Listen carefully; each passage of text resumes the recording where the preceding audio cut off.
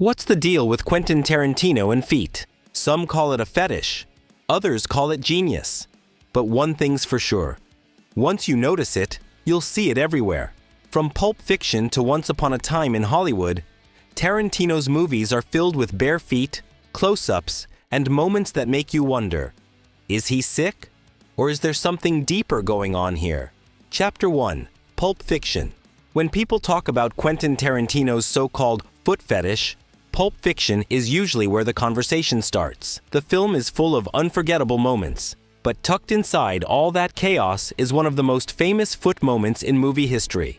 Early in the film, Vincent and Jules have a hilarious, strangely deep conversation about how Marcellus Wallace supposedly threw a man out of a window for giving his wife, Mia Wallace, a foot massage. It's such a ridiculous reason for violence that it immediately catches your attention. The scene says a lot about Tarantino's humor, mixing dark crime talk with something oddly intimate and funny. Even though you never see the massage, it plants the idea that feet, in Tarantino's world, might mean more than just feet. Later, when we finally meet Mia, she walks around barefoot, calm, confident, and totally in control. Tarantino's camera quietly notices her feet as she moves, almost as if he's letting the audience feel the space around her. And during the iconic dance scene at Jack Rabbit Slim's, she and Vincent take off their shoes and dance in their socks. It's playful, free, and slightly rebellious, the opposite of the violent world outside that diner. Tarantino has been asked about these moments for years, and his answer is always the same. He says it's not about obsession, it's about filmmaking. He claims showing feet helps make a scene feel real, relaxed, or intimate. That's just good direction, he once joked. Whether you think it's an artistic choice or a personal quirk, the foot moments in Pulp Fiction are part of what make the movie so uniquely Tarantino. Chapter 2. Jackie Brown. In Jackie Brown, Tarantino's love for showing feet appears again, but in a more relaxed, natural way.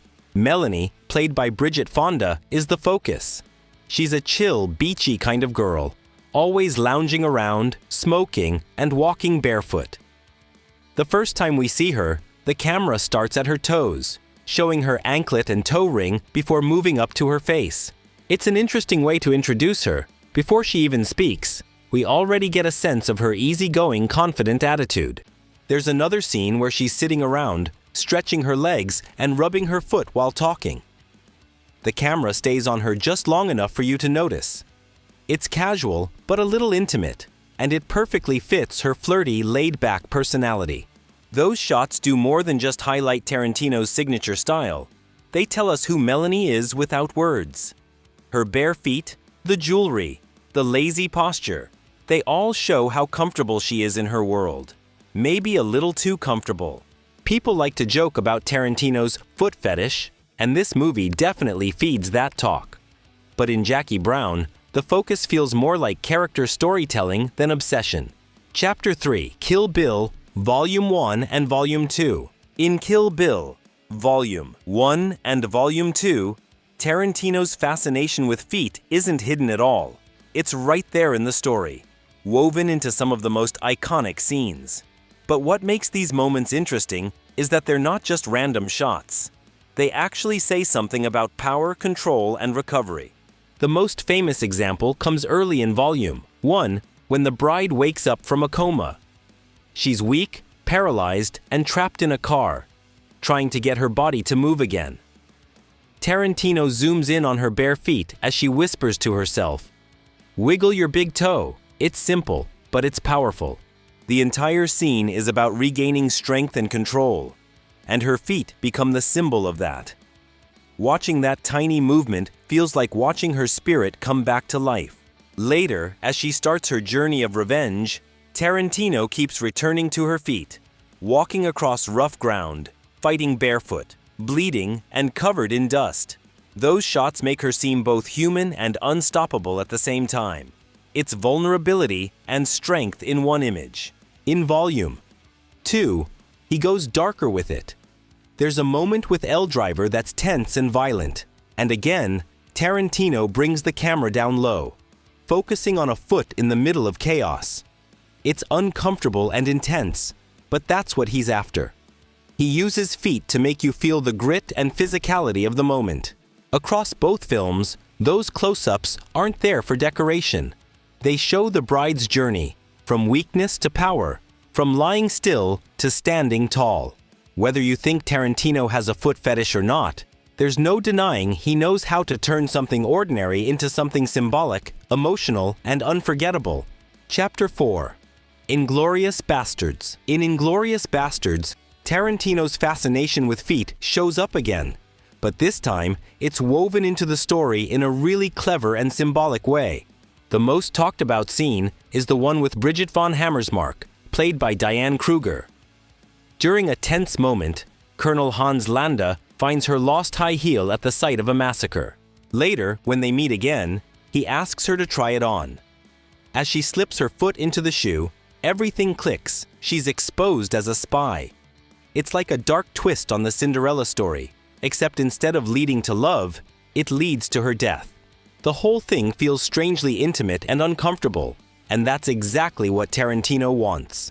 He takes something familiar and turns it into a moment of pure tension.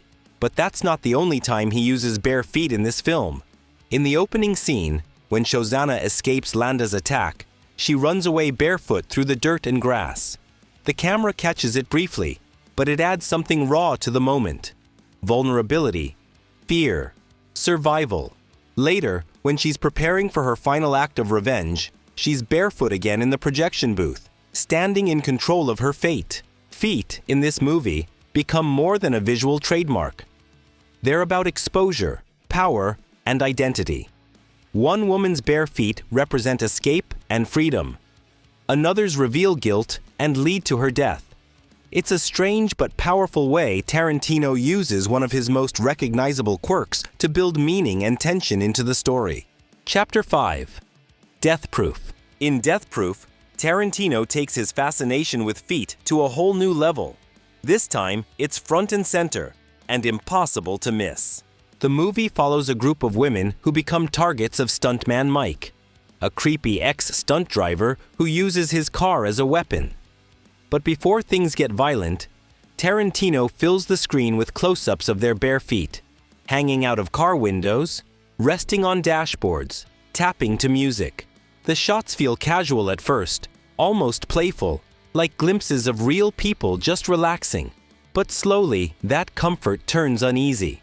The most infamous moment is when stuntman Mike sneaks up and licks Rosario Dawson's foot while she's asleep in the car.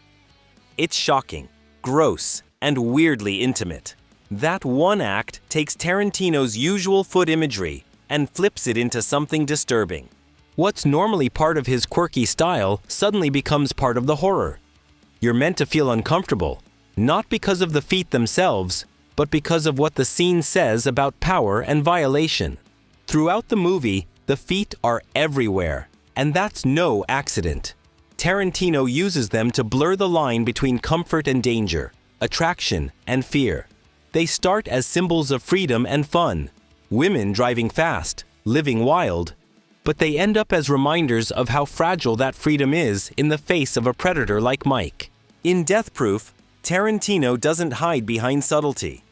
He turns his most talked about visual habit into something that fits the story perfectly, both a trademark and a warning sign. Chapter 6. Once Upon a Time in Hollywood. In Once Upon a Time in Hollywood, Tarantino's foot shots are impossible to miss, and he doesn't even try to hide them. They're right there in the middle of sunny, dreamy 1969 Los Angeles, woven into everyday moments like walking, talking, or just relaxing. One of the most talked about scenes is when Margot Robbie, playing Sharon Tate, goes to the theater to watch her own movie. She slips off her boots, leans back, and props her bare feet up on the seat in front of her. The camera doesn't look away. It holds on her feet as she smiles, lost in the movie. What makes it even more memorable is that her feet are a little dirty. Tarantino actually asked her not to wash them because he wanted it to look real, not polished or perfect. Then there's Margaret Qualley as Pussycat, one of the Manson girls. In the car with Brad Pitt's character, she kicks up her feet and presses them right against the windshield. The camera focuses on them clearly, almost daring you to notice. It's playful, a little wild, and very Tarantino. People love to tease him about these moments, but Tarantino doesn't care. The film's cinematographer even said that sometimes Tarantino would suddenly decide on set, "Let's shoot the feet now," like it was part of his creative instinct. In this movie, the foot shots feel lighter, less about shock and more about mood. They fit the laid-back hippie vibe of the late 60s. Sharon Tate's bare feet show her innocence and freedom, while pussycats are rebellious and carefree. Each moment feels casual, but says something about the character. And if you think Tarantino's attention to detail is fascinating here, wait till you see how he writes his smartest criminal. Click on the next video, Why Mr. Pink is the Smartest Guy, and see how one tiny decision makes him stand out from everyone else. If you enjoyed this breakdown, hit that subscribe button and turn on the bell. More Tarantino secrets and movie insights are coming your way soon.